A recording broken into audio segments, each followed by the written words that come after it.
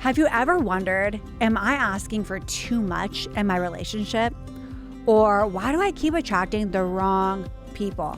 This episode is for you. Today, I'm joined by Emily Freeman, a sought-after dating coach who helps women break free from toxic patterns and start dating from a place of alignment and healing, not fear. In this conversation, Emily shares how her own story led her to this work, what attachment styles reveal about the way we love, and whether an anxious-avoidant relationship can actually work. We talk about high standards versus unrealistic expectations, the lie that you think you're too much, and the power of not settling, even when it feels like everyone else is.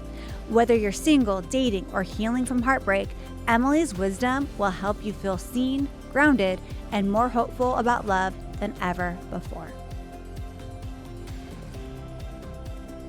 Emily Freeman, welcome to Shift Happens. Thank you so much. I'm really happy to be here. I'm so excited. We were just talking off camera how you live in Scottsdale, but you want to live in California again, SoCal, and I'm here for that. Yes. We actually met at Lori Harder and Chris Harder's Mastermind, the dinner series, and that is how our paths crossed. Yes. And I'm just so honored to have you here today. I'm so excited for this. I feel like it's been a long time coming, and I think this conversation is going to be really deep and have a lot of depth to it, which is why I'm so excited to be here, because someone who can go deep with me, I'm like, let's do it. Yeah, let's go. I don't even want the surface talk. I'm like, let's get deep. I want to know all the things. Yeah. So a little bit about you, and professionally, is you are a dating coach, and you can expand on all of that. But just knowing that, automatically in my brain, I'm like, this girl must have gone through something to be a dating coach. I could be wrong, but that's my first thought. Yeah. So I would love for you to, before we get into where you are today, take us back and into your childhood and into the roles of your parents. Yeah. How did they show up for you? How did they show love to you on those early days that then would take us onto this journey to where you are today as a dating coach? I'm glad that you phrased it that way, because whenever anybody asks me, like, how did you become a dating coach? I have to let them know, okay, this is a lifelong story. Yeah.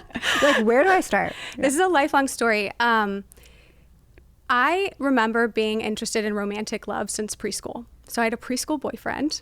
His name was Eric. I always shout him out. What's up, Eric? And I was that little girl that literally would look out my window and just have these daydreams of, oh, my prince is out there, and just feel really like this longing to have that in my life. And as far as growing up, I grew up actually in a very holistic household. So my dad is an acupuncturist, MD, and my mom's always been an introspective person, interested in, alternative things. And so I went to my first meditation class when I was 3 years old. And yes, this is before we were all meditating with apps. Yeah. Everyone would go into a room, you would sit on the actual meditation pillows, and you would be there in silence for about 40 minutes. And they went around the circle and they got to me. Everyone had to answer the question, like, life is. And they got to me, little 3-year-old Emily, and I said, life is. They're like, that's perfect. That's exactly what life is. Just one big breath. I was like, oh, wow. I was like, maybe she's doing this for dramatic effect right now. No, that's how I answered it. But anyway, so I was introduced to mindfulness at a very young age. And my parents, when I was little, I remember them being very in love. Like this soul fiery connection between the two of them. Like, they would always kiss 3 times before my dad would leave. They would throw parties. They had date nights every single week. It really just seemed like that quintessential family and love. And I was an only child till I was 6.5 years old. So it was the 3 of us for a long time. And ultimately, my desire for romantic love came back when I hit adolescence and pre-adolescence, and found myself, going through a number of heartbreaks at a pretty young age. I mean, I had a long-term boyfriend throughout high school, a number of long-term relationships in college and post-college. And my dream in life was always to get married and to be a mom. That's what I wanted to do, just like my mom. Like, I saw her do that. Meanwhile, as I'm going through adolescence, my parents' marriage changed. And there was a lot of tension. There was a lot of conflict. And we weren't really talking about it. Mm-hmm. The way I was involved in it is I became their mediator. So I would start charging them when we were on road trips every time they fought in the car. And like I said, I'm 6.5 years older than my little brother. So I stepped in as the protector role. I wanted him to have the same quintessential childhood that I remembered. Yeah. And now that's grazing the surface. When we get into attachment theory, there are ways that our parents can be madly in love with each other and still not show up emotionally for us. Absolutely. Even if they're madly in love with us, right? Yeah. And I think that's one thing that so many people don't understand is you can not have this, chaotic on the surface childhood and still have experienced chaos or instability internally. That's a really good word.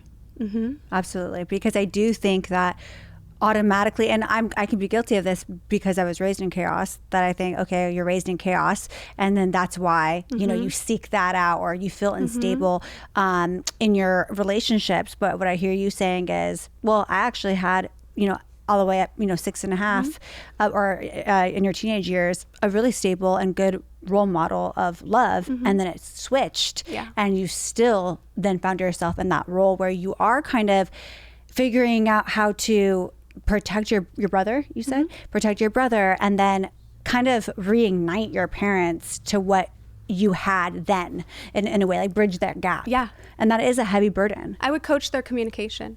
Be like, Mom, this is how you should say this to Dad. Wow. This was something that was in me from a very young age, where I understood what would create a harmonious partnership, and where people's blind spots were, and how we are so protected around connection because at some point we decided it wasn't safe. And how do we actually release those walls? But long story short, to jump forward, like I said, went through a number of long-term relationships, most of which were something out of a movie, in a sense, where, the high school, you break up, you get back together, you break up, like just all of the ups and downs. And then in college, had a couple of long-term relationships, but it was after college when I had a 5.5-year relationship from my senior year forward. And he was the one who I thought, this is it. We're going to get engaged and we'll be good. And this is my life. And about 5 years into it, he started abusing alcohol. And he became a completely different person. He was sober throughout our relationship. And then at the end of it, decided that alcohol wasn't his problem and he could drink and it would be okay. And I was, so young. I didn't know. He didn't even know, And so my life quickly changed and we broke up, and I found myself 3 months later in a new relationship. Wow. I did not take the time. I did not think there was, I didn't even understand that was something to heal from. And that's what I tell all my clients. Just because you're over somebody doesn't mean you're over what happened. Yeah. And we carry those things with us. We carry that weight until we actually decide to shed it and to rewire it. So I was in another relationship, that one ended, and then I found myself at my low of lows.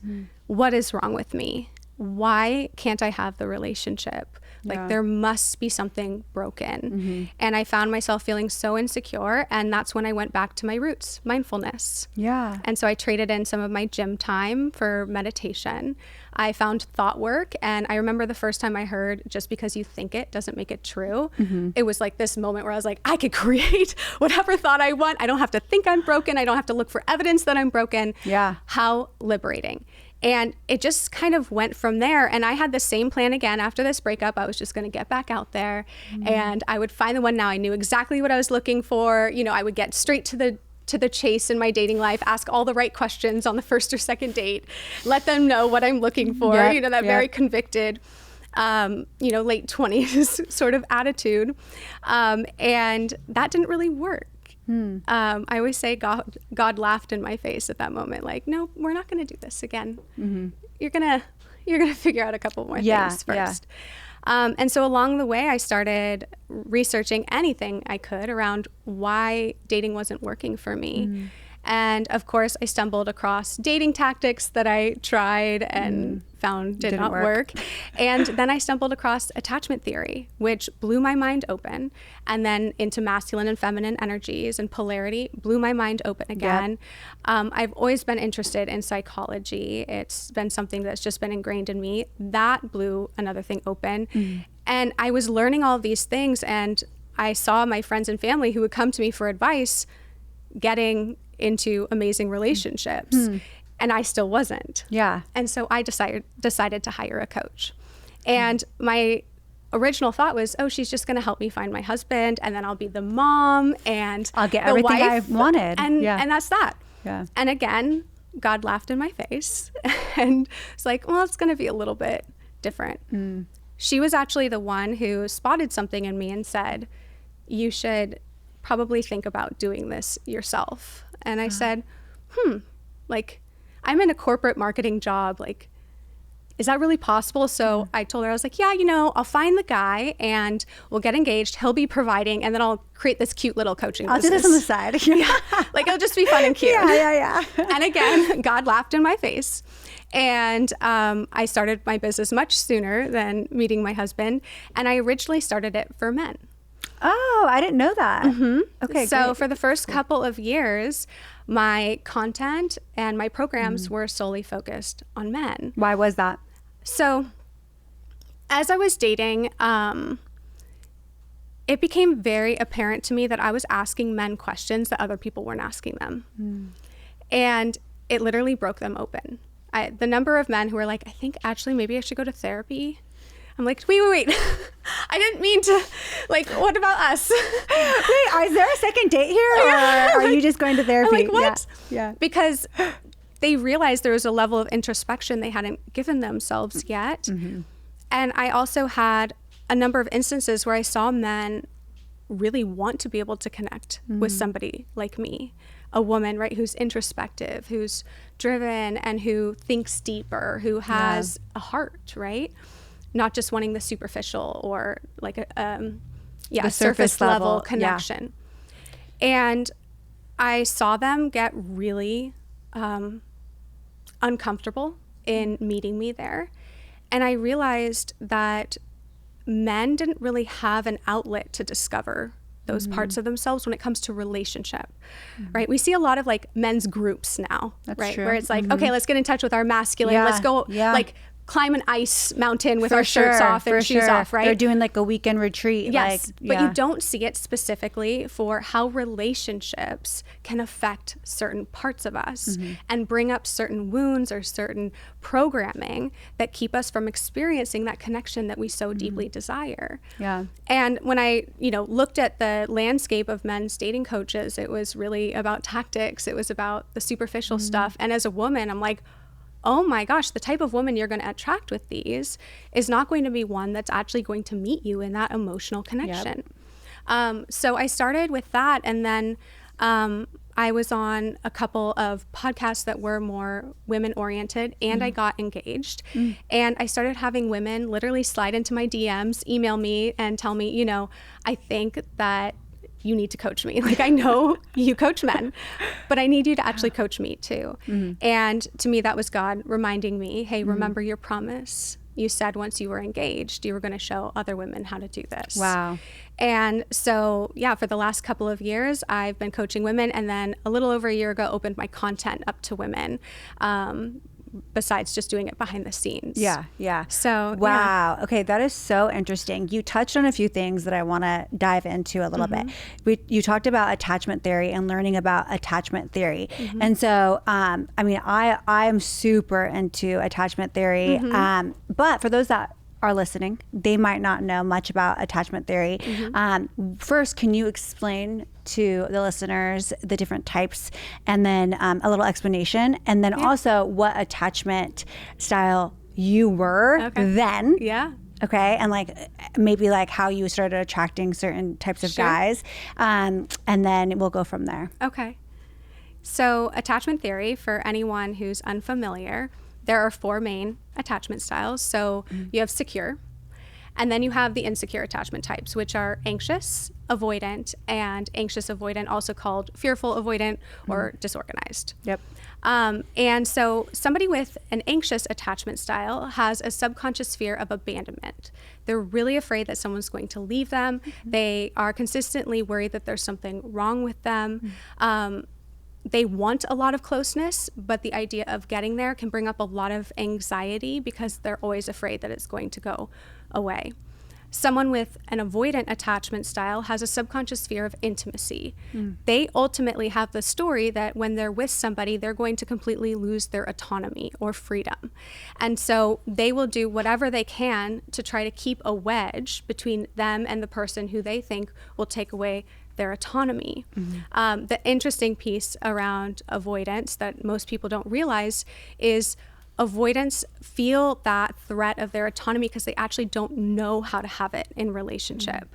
They feel an immense pressure to be responsible for someone else's emotions because they either never learned how to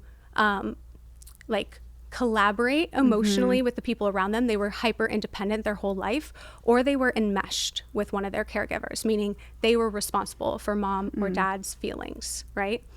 And then the anxious avoidant or fearful avoidant has a subconscious fear of rejection.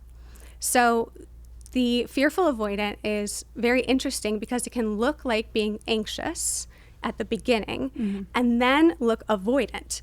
But the actual subconscious fear is rejection. So the avoidance isn't, I'm scared you're going to take away my freedom. It's, I'm going to reject you before you can reject me. That's my type. Me too, I'm girl. fearful avoidant. I'm like, yes. And it's actually not a lot of people are. I mean, I don't know the stats. I don't know, but what I've read is it's actually less common. A lot of people tend to fall into the anxious attachment, avoidant, secure, and the fearful avoidant is less of a common category that people fall into. And I've started to question how true that is. Are you seeing a lot of your clients fall into that category? Yeah, and so when I teach attachment theory, I talk about it as attachment tendencies. That's smart because so that it doesn't categorize us into this is who you are. Right. Like a label. Yeah. Because I see one of the most misconstrued pieces of attachment theory is that if you're anxious, you're always going to act anxious. So if you're feeling avoidance, I'm just it's avoidant. Just because I'm just avoidant to that person. Yeah. That person's wrong for me. Right? But depending on what subconscious fear is being activated or not activated, if we have an insecure attachment, there is fluidity. So someone who has an anxious attachment style, the main fear is abandonment. But when that abandonment isn't being activated, there is a fear of intimacy, of fully being seen. Because imagine if you feel like you're broken, there's something wrong with you, and someone's all of a sudden trying to see you. Well, now you're going to have... And if I'm fully seen, then they might reject that. They will reject the actual true person that I am. And that's why you'll see avoidance go after someone who's even more avoidant. Because then the fear of abandonment can come up. Yes. So, yeah, I always thought I was an anxious attachment style. It was through and through, so anxious with any guy I was dating.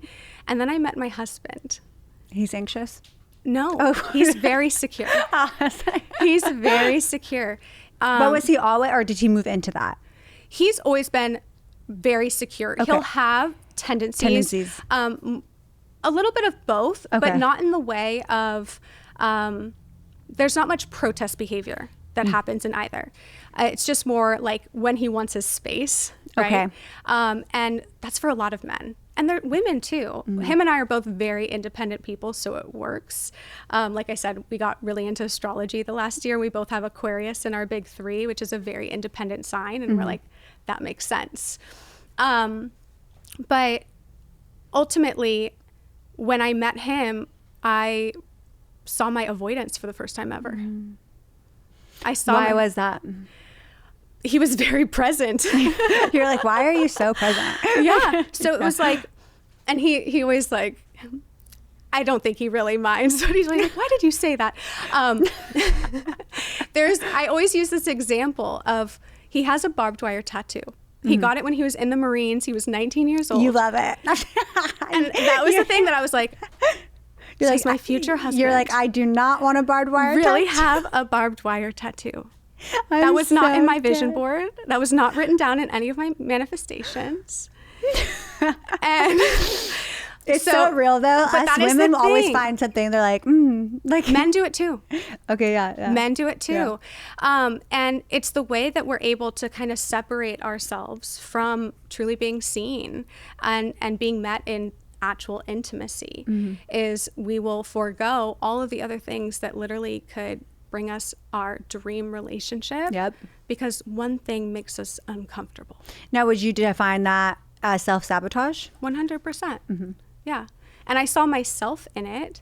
And, you know, one of the most, like, the things that I'm most grateful of for my journey is I didn't become a dating coach because that was like what a path that I just chose. It really chose me because Yeah. I have experienced the full spectrum of love and the pain that can come with it, the confusion, the, you know, lack of like confidence, losing yourself completely in love.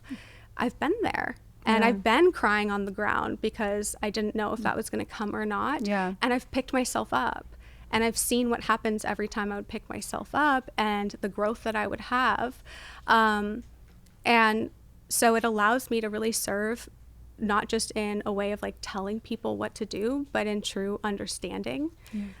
So nobody feels like, oh my God, I've had too many divorces or I've had too many of this to ever be loved again. It's like, no, you always have another chance. Yeah, there's a layer of compassion and empathy that you have because you also have experienced it. Now, when we talk about avoidant and anxious attachment tendencies, do you believe that those relationships can actually work, and why? So I will say they can work with two people who are willing to do the work. It's going to be uncomfortable. Yeah. Because you are literally going to have to do the opposite of what every piece of your body, every cell, every bone wants to do. Because if you have an anxious attachment and your partner is avoidant, you are going to have to learn how to stand on your own 2 feet and be validated by yourself and not always need that closeness and learn how to actually soothe yourself. And if you're avoidant, you're going to have to learn how to trust your partner and how to actually express your needs. Both people will have to learn how to express their needs. Everybody thinks anxious attachers know how to express their needs because we tend to be more vocal. Right? Yeah, We're like, I need we're this. the ones sending I all want the that. text messages. Yes, exactly. But you're not actually expressing a need. You're projecting. You're asking someone else to make your pain go away. And both people are ultimately doing that. We're projecting all over each other. Yeah. So it can work. And I do believe that we are given an opportunity in every single relationship to heal, to grow, and to get closer to that secure relationship that we all dream about. And it might be with that person, or that person might be a catalyst for your growth after that partnership, or even in that partnership, to be ready for the partner who is going to actually be able to meet you where you're at. Exactly. And I also feel like avoidants get a really bad reputation. do. I know. I actually feel like people are more like, oh, anxious attachment is almost like quote unquote okay. It's like cute. Yeah, it's like, oh, they're No, like, yeah, like you really want to be loved. Yeah. And then avoidance are like, oh, you're the bad one. F-boy, You yeah. shut down, Yeah. you withdraw, you're not you're not emotionally available. Yep. Right? But really both people need Neither to, of what you're saying, need to do the work to move toward becoming more secure. And then that is when they're going to have the most fulfilled, authentic, intimate relationship, when they're both taking those steps to be secure. And ultimately, we all want to be secure. Yeah. I think that I've been in a lot of relationships as a fearful avoidant. So I definitely demonstrate both the anxious and the avoidant, depending on the situation, depending on how I'm triggered. And it's interesting. I used to think I would attract avoidance, but I also recently feel like I'm attracting anxious. It's very interesting. Yeah. But then that makes me feel avoidant. Yes. Right. Okay. So it's a weird dynamic that I'm trying to sort through.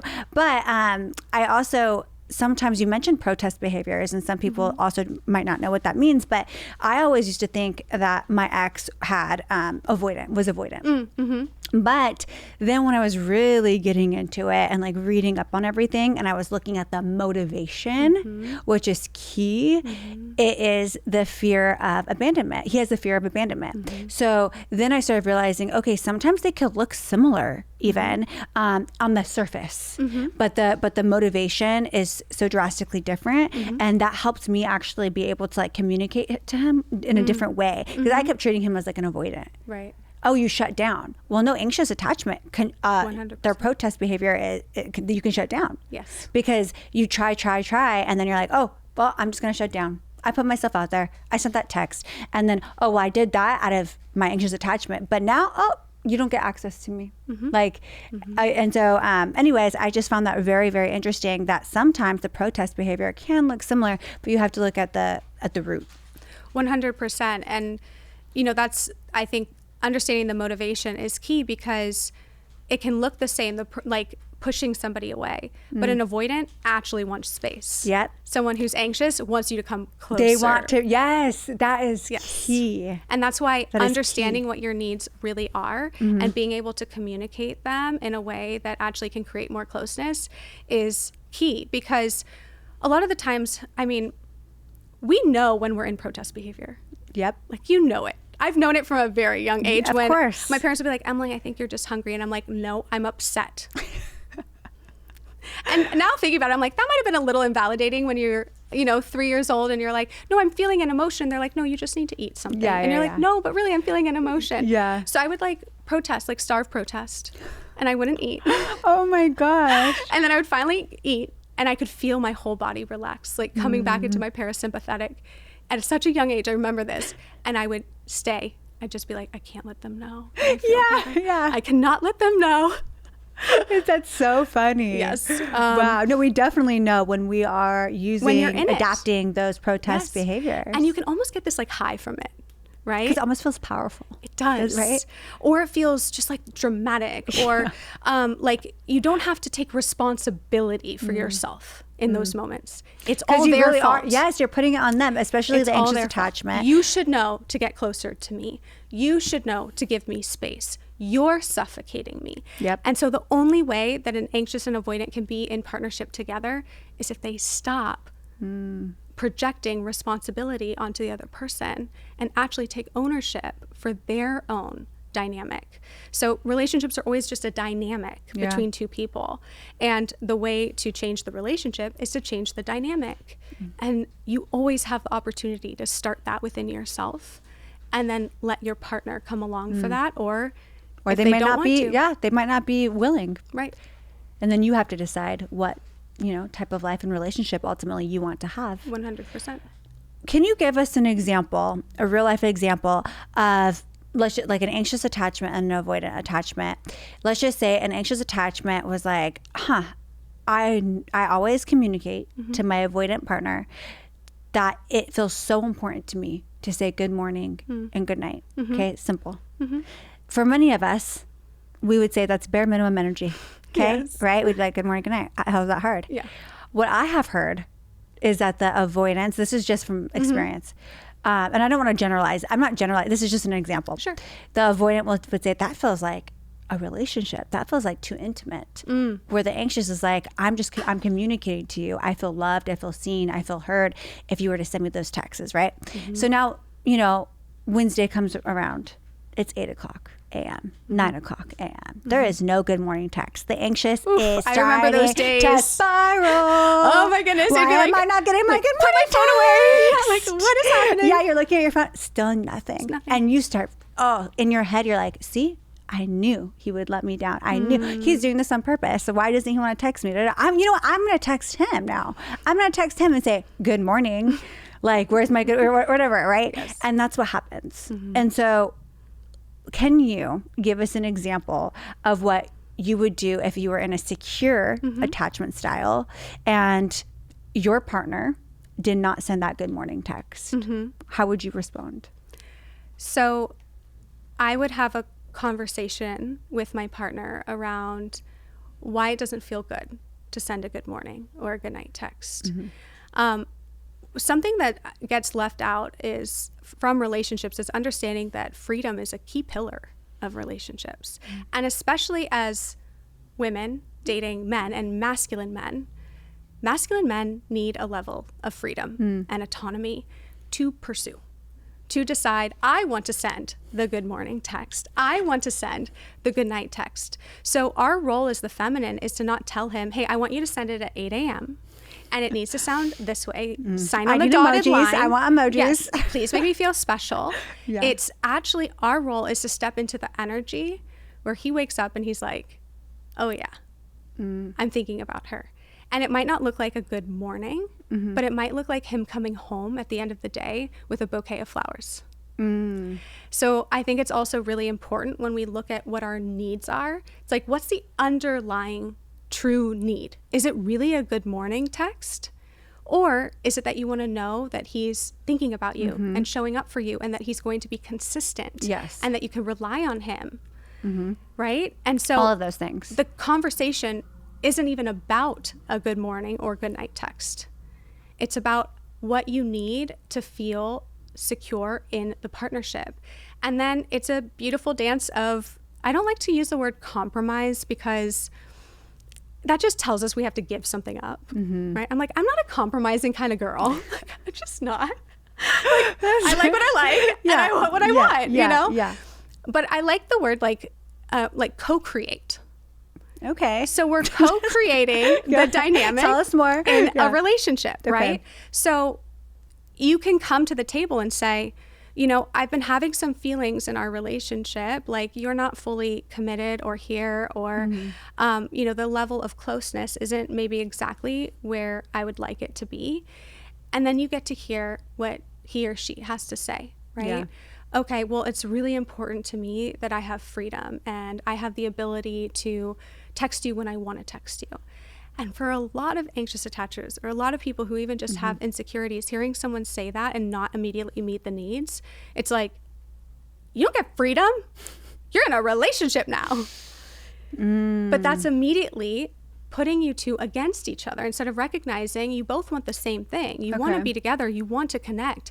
But each of you are going to have a different safety net that you need in order to know that you are safe to connect.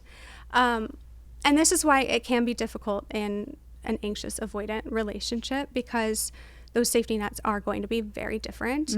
But ultimately, the other piece of this too is recognizing when we are outsourcing our own needs onto our partner. So when we're saying, I want to feel like you're committed, I want to feel like you're here, we're going, I don't feel committed to myself. I don't feel safe in myself. So you need to make me feel safe. Instead of going, oh, interesting. Okay, I'm feeling really uneasy in our relationship right now. This is a conversation you're having with yourself, not with your partner. What's coming up for me? Why am I feeling uneasy? Why am I feeling not chosen because he's not sending a good morning text? What part of me still believes that I need to have all of this like physical evidence of where I stand with somebody to feel safe? And what part of me doesn't want to take care of myself right now and what's coming up and wants that good morning text to take care of it? Okay, I have two things to say. So I think devil's advocate with the first one of, okay, maybe it doesn't look like a good morning text. Maybe it looks like a bouquet of flowers. Well, what if the person is like, okay, but we are being told to articulate our needs. But even though you would say it's not really a need, there's an underlying. What if someone was like, yes, but my desire, my preference, is this makes me feel, if you send a good morning or a good night, it's a bid for connection. It's a bid for maybe affirmation. And what if they said, but I didn't even want flowers. I'm just asking for the bare minimum of the good morning. And if we're saying we have to co-create, and then it sounds like we are allowing him to have freedom, but we will not have the good morning text. I'm just trying to. Do you know what I'm saying? But okay, that's not. Okay. So yes, I hear what you're saying. I am making it in my head. I'm like, and I'm bringing this up because I have a lot of female friends, single female friends. Yes. This is not coming out of nowhere, these examples. that are like, yeah, I understand that maybe I am looking for validation and I need to validate myself, or I'm looking for attention. Maybe what am I not giving? That all makes perfect sense. But I think that when we bring in a man saying, oh, but I want freedom, and we are compromising on that, then in my mind, like, compromise and send the good morning text. Yeah. But that's how I'm hearing it. Yeah. Let me caveat this. Okay, go ahead. When my husband and I matched on Bumble, there was not a day that went by that I didn't wake up to a video message or a voice message from him. I like want to be like a queen. Like, you are the most beautiful thing in my life. Well, he didn't start out that way. I'm just joking. If he did, I don't think we'd be together. No, you would get the ick. You'd be like, let's calm down. But it's also a red flag. No, for sure. Right? If someone's choosing you before they really know you, they're choosing their it's fantasy only because of you. you're pretty. That's it. And their fantasy For sure. of you. Yeah. Right? And the dream that they're making in their mind about who you are without even knowing you. Exactly. Yeah. And that's just the tip of the iceberg of other motivations that people can have on a conscious or subconscious level. Yeah. So yes, I hear you in that 100%.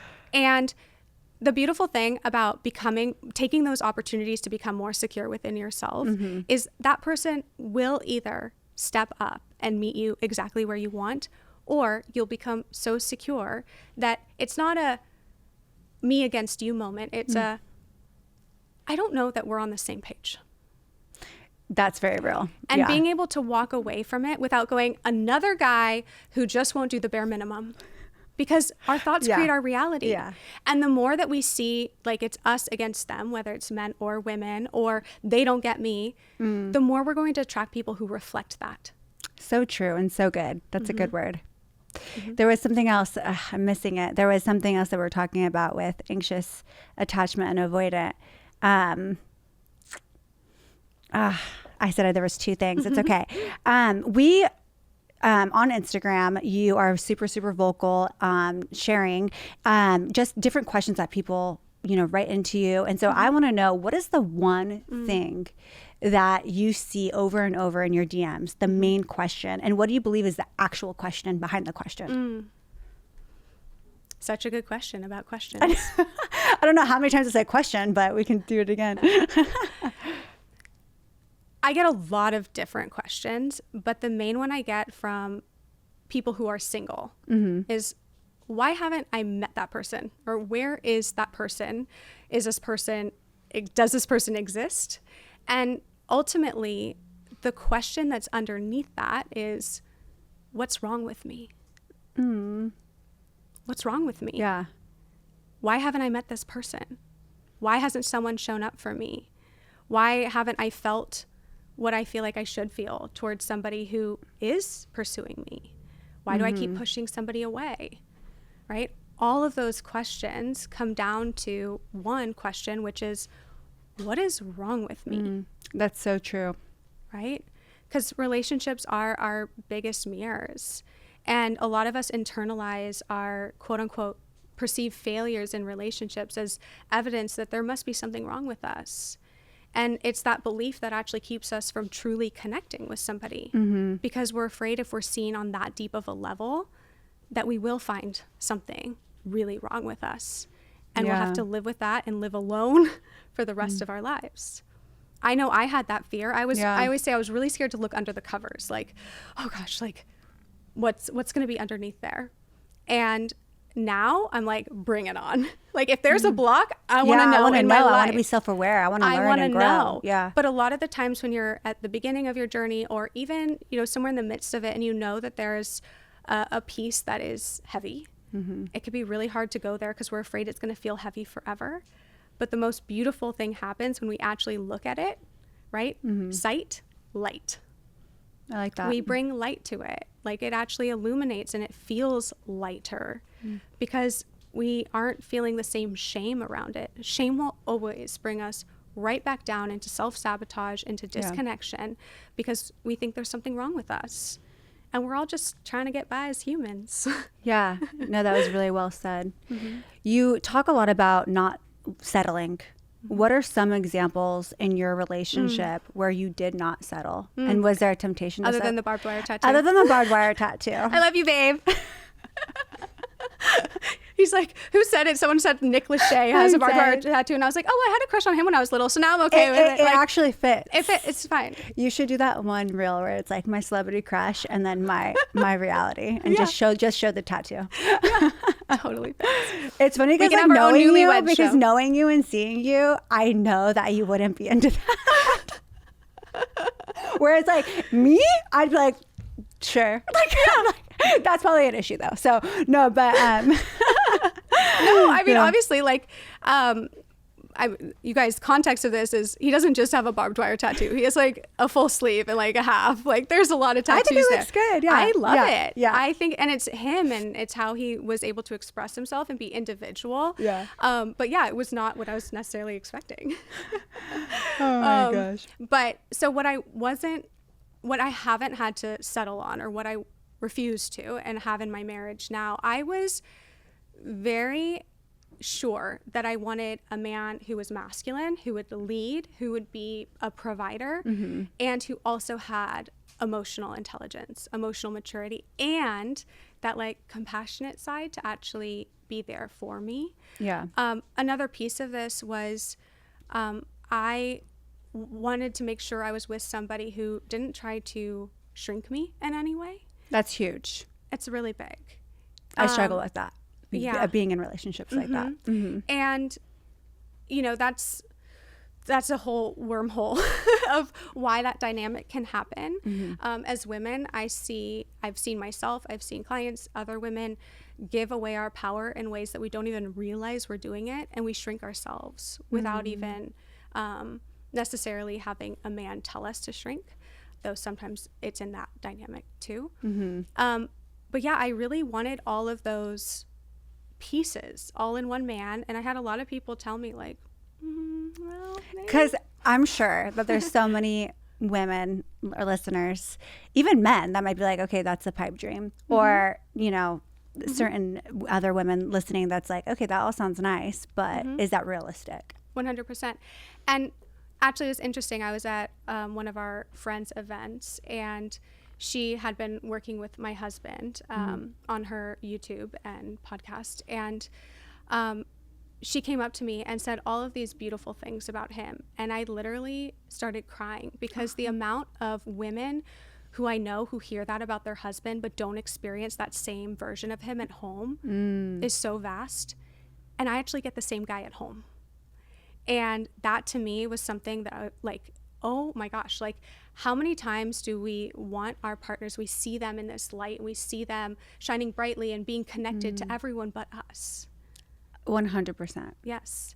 Yeah. And he actually comes home and is still connected with me.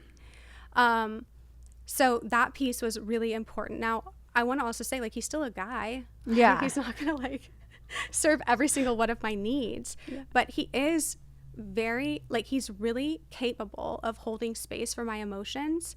I did so much more healing in our relationship that I didn't even know the layers were there. And the only reason why I could do that is because I knew that I had his parachute, both emotionally, like he wasn't going to leave me if he saw me breaking down on the couch, and also that he's like, I got you, babe. Like, if you need to take some time, go take some time. He wasn't like, no, you need to keep grinding in your business and like pull it together and let's go. Right? He treated me like the woman, but a strong woman, because he knew I was going to be able to move through this and come to bigger and better things.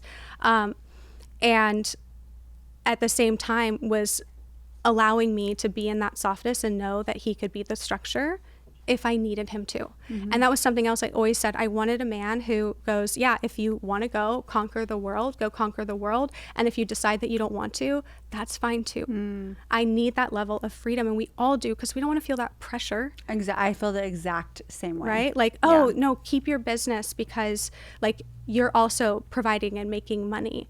And now I realize that's not always realistic. Sometimes, you know, we do need two providers, but it's just knowing that you can act as a team where, let's say something happened with him, right? I will remember the times he helped me, and I can step up. Yep. Well, that's a true partnership. And it sounds like you have a safe relationship for you to actually be all parts of who you are. Yeah. And I think that gives a lot of listeners hope that they can find that. And, you know, just having single girlfriends and being single, I think that it's easy to have a list, right? Or like, I want this. Okay. What's the difference between unrealistic expectations and having high standards? Because that can get blurred. Yeah. What I see, like the main difference between a high standard and, you know, an expectation that's ultimately built in fantasy is, one is in order to create more closeness with somebody. What do I need to feel closer to them? And another one is an opportunity just to continue to have walls up, right? Oh, you didn't match that again, wall. You didn't match that again, wall. I also see like when lists get so long where it doesn't even, like there's things on the list that won't make somebody a good or a bad partner at that point anymore. Like the barbed wire tattoo. Yes, exactly. So when your list is filled with more items that you think would make you happy, but aren't necessarily things that would help qualify a good partner. Are we thinking more like superficial versus like character? Correct. Okay. Yes. Yeah. But also, you know, there are certain things that we put out there and we're like, I know that's going to make me happy. And then we attract the person we're actually meant to be with. And we realize like, oh, completely opposite. That's not even what I needed. I actually needed this. And so that's why I think it's so important for us to, yes, we want to make sure that we're not repeating history. We want to make sure we're picking somebody who is compatible with us, who we know we can build something with, co-create with. It's also important that we're leaving some space for magic, for that person to come in and to allow us to be met in just the ambiguity of what this relationship could be instead of trying to plan it all out. Yeah. No, exactly. And that's hard for a lot of women because and men, because we want to control the outcome. 100%. Right? So if those standards are from a place of control versus a place of desire and excitement, that's another indication, right? If you feel really tight around it, like, oh, I need this. Yeah. That's control. That makes sense. Right? You mentioned how there was a point in your life where you were scared that you weren't going to, you know, be married and have all these, you know, all your, not expectations, but all of your desires met. What role, if any, did faith play into that? Or was it just like, was it mindset? Like, was it a mindset shift?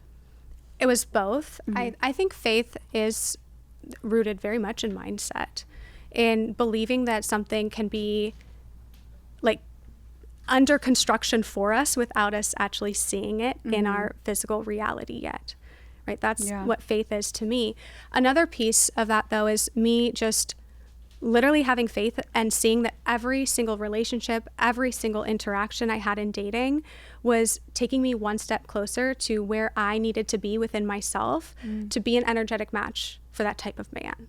And so I didn't see it as rejection. I didn't see it as, oh, this is another sign that it's never going to work for me. I always shifted that for myself. And I'm like, no, I'm meant to learn something from this. Like this man, and I would literally believe, I mean, so my husband's birthday is November 11th. And that 5.5 year relationship I told you about, he had our relationship date on November 11th. And so every year on November 11th, I was celebrating with him. Full body chills, right? Not only that, I dated a guy with an 11/11 tattoo. I had other guys who were like obsessed, would send me 11/11 screenshots all the time. Yeah, you're like, what's happening? And I just thought like, oh, like, of course, like spiritual men and like, you know, like whatever. I mean, my 5.5 year relationship, there was nothing spiritual about November 11th. It was just like how it happened. We were like 20 years old, you know, 21. But yeah, along the journey, it was like those little signs that you get and then it all clicks and you see the journey. And, you know, I think there's a bit that like a line that we can, like a gray area, I should say, of like romanticizing our pain in a way that keeps us in it. A lot of us stay single because we actually get really addicted to the cycle of dopamine in dating. Because we meet someone, it's all electric and exciting. We have that hit and then things get real and we're like, no, I liked that better and I know I can do it again. Interesting. I wish we could have a whole podcast episode just on that. because I think we could. Honestly. Yeah. I think that, and I think, we're hearing more about it now with, on social media. I am anyways. My whole Instagram is like psychology and dating, anxious attachment, and all that stuff. So I definitely, there is an addiction. There is an addiction to the cycle. But I think the more that you're self-aware, the more that you notice, then the not easier, but the more you're able to identify and then reprogram and start, not bringing on, but what word am I looking for? Embodying or even applying new habits that then become the norm besides that cycle. It's literally stopping it and replacing it with something until that something is now the new norm, right? But it takes a lot of work, and it takes a lot of honesty. And a lot of times we like to live in self-deceit. We like to deceive ourselves of the reality. And like we mentioned earlier, because we then blame the others and not ourselves for our role. Right, because we already think there's something wrong with us. So as long as you carry that shame, you're never going to be able to go, oh, I can take ownership of this. Yep, exactly. And you're also never going to be able to have a partner say, hey, this really hurt me when you did this. You're going to immediately get defensive. Exactly. So until you release that and recognize there's nothing wrong with you, we're just trying to be in harmony as humans. And, if man and woman, if we're talking about heterosexual relationships, like that's very different, right? We live in very different realities. Yeah. I hear you on that. And I think that's where people also get mistaken is they think, oh, I've done all this work, so I'm going to get into a relationship and it's going to be easy breezy if it's the right person. And what they don't realize is all of those tools are actually setting them up to experience the growth that still happens when you're actually met in deeper layers of intimacy.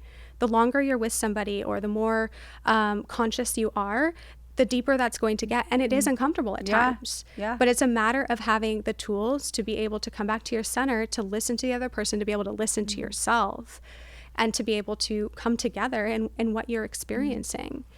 And unfortunately, we've all just had so many experiences where it wasn't safe to do that, whether it was growing up in relationships. Usually if you have it in relationships, you had it at some point growing up, right? Even if it was like, mommy, I did this thing. And she's like, not right now. I'm busy. Yeah. Right? Like the way we internalize things as children is so different than the way we can rationalize them as adults. So if you're going, why am I like so chaotic in this? My childhood was fine. Like, go ask that little version of you, because she has a lot more to say. And sit with that little person and really listen. Yes. As we wrap up, for the woman or man listening who feels like they are doing everything right, but still can't find their person, what would you say to them? Stop trying to do it right. Stop trying to do it right. So one thing that a message that we get that is built on, like, supposed to be empowering and energizing in dating is like, when you meet the right person, it's going to feel amazing. You're going to know 100% this is your person, yada, yada, yada. And for the most part, that is true for the most of the time, right? Yeah. But when we're trying to do things right, it's because we already have an expectation of how we need to be in relationship, and also how this person needs to be in relationship. And that's one way we completely shrink ourselves from the start, is we think we have to be a certain way to be loved. And so we don't actually allow for connection with somebody. And so we become an energetic match for someone else who's looking for perfect and wants to be perfect and is uncomfortable with anything but that. So when we meet those levels of conflict, of tension, we run. We have our protest behaviors. So it's really important when you feel like you're doing everything right to go, what am I defining as right and why? Yeah. What's the basis for it? Yeah, so true. What's the basis for that? So I love that. Very powerful. Thank you question. so much. Yeah, thank you so much for sharing. I know that all the listeners are going to love hearing from you, because even just sitting here talking with you, you have my wheels turning. And so I definitely think we should do a part 2 and get deeper. Yes. And I'll make sure that everyone knows where to find you. Yes. Thank you so much. Thank you for having me. Yay! Thank you for listening to Shift Happens. You are the reason I started this podcast. I hope it finds the ears and hearts of those who need it, so that you know your voice matters and you are reminded that someone needs to hear your story. As always, be sure to subscribe so you don't miss an episode. And I'll see you next week.